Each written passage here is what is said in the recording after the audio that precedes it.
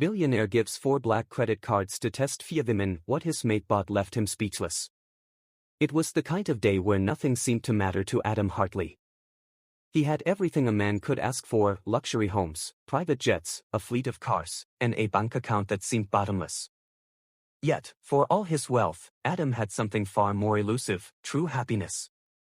It wasn't just the money or the status that came with it. What he craved, more than anything, was an understanding of people's true character, their heart, beyond the facades they wore. One morning, as he sat in his sprawling penthouse overlooking the city, a thought crossed his mind: what would happen if I tested 4 women, the 4 closest to me? What if I gave them everything they wanted, without a limit? Adam had heard stories of extravagant giveaways, but he had no idea how deeply this simple test would change his life. Adam called 4 women into his office that day. His personal assistant, a close friend from college, his ex-girlfriend, and his mate, Sarah. All had different backgrounds, personalities, and positions in his life. Adam had carefully thought this out. He handed each woman a black credit card, the kind only reserved for the wealthiest and most privileged. "You can buy anything you want," he said, a wicked smile curling at the edges of his lips. "No limit.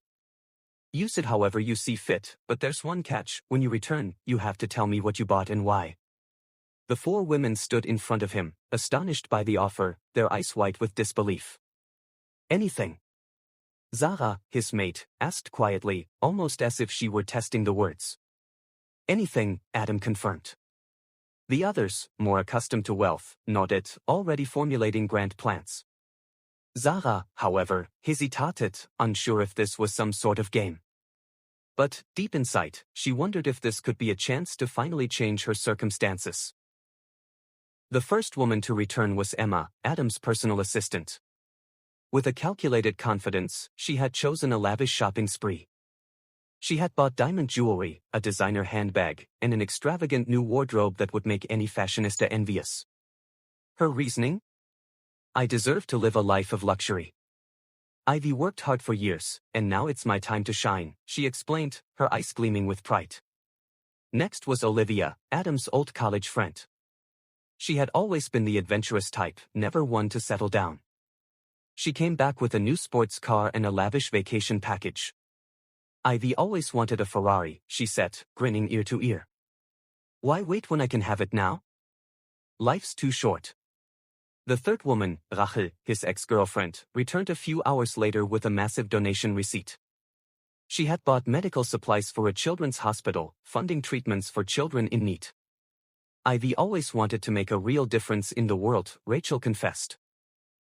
"Money's just a tool. It's what you do with it that counts." Finally, there was Sarah, Adam's mate. She returned with a grocery bag full of basic essentials, and some simple items like a new pair of shoes for herself and a blanket for her elderly mother. Her purchases seemed small and humble compared to the others, but the meaning behind them was profound. She had bought what was necessary for survival, what would bring her family warmth and comfort. Adam, standing behind his desk, watched with growing curiosity. When it was Sarah's turn to explain her purchases, he couldn't help but notice how simple they were compared to the extravagance of the others. "Why this?" he asked, raising an eyebrow, genuinely puzzled. Sarah's voice softened as she spoke, her hands clutching the bag tightly. "I don't need anything more. The things I bought are for my family. My mom's getting older, and we don't have much. I could have bought something for myself, something more luxurious, but I wanted to make sure my family was taken care of first." Adam's chest tightened as he heard those words. It was so simple, yet so powerful. As the days passed, Adam's mind kept returning to Sarah's actions. The others had chosen material possessions, things that reflected their desires, their ambitions, and their self-worth. But Sarah, who had the least, had chosen to give everything she could to the one she loved. One evening, Adam found himself standing at the window of his penthouse, staring out at the twinkling lights of the city below. It had been days since Sarah's return, but something about her act of kindness weighed heavily on him. He had everything he could ever want, yet he couldn't shake the thought that perhaps he had been living all wrong. He had always chased after more, thinking it would bring him happiness. But in the end, it wasn't about the things you acquire. It was about the connections you nurture, the love you give, and the kindness you spread.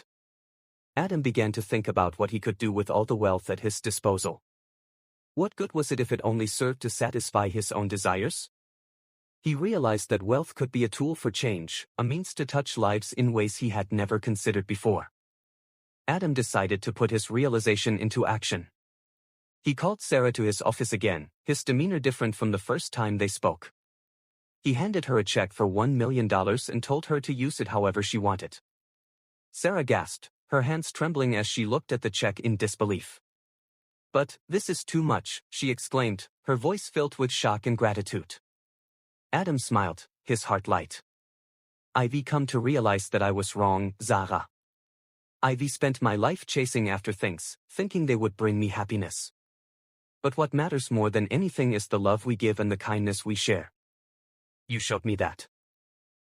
Tears welled up in Sarah's eyes as she looked at him, then at the check in her hands. "I don't know what to say," she whispered, her voice choked with emotion. "You don't have to say anything," Adam replied gently.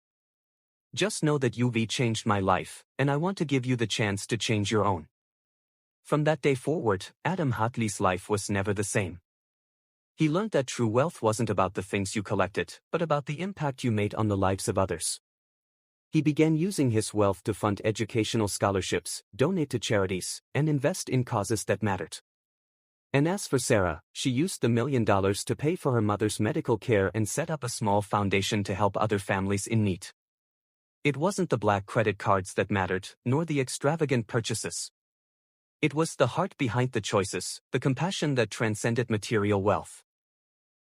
Adam had given everything to test the women around him, but in the end, it was Sarah's small, selfless choices that left him speechless and transformed his life forever. If Sarah's story touched your heart, let us know in the comments where you're watching from and what you think about her selflessness. Do you believe that kindness can change the world? Share your thoughts below, and don't forget to like and subscribe for more inspiring stories.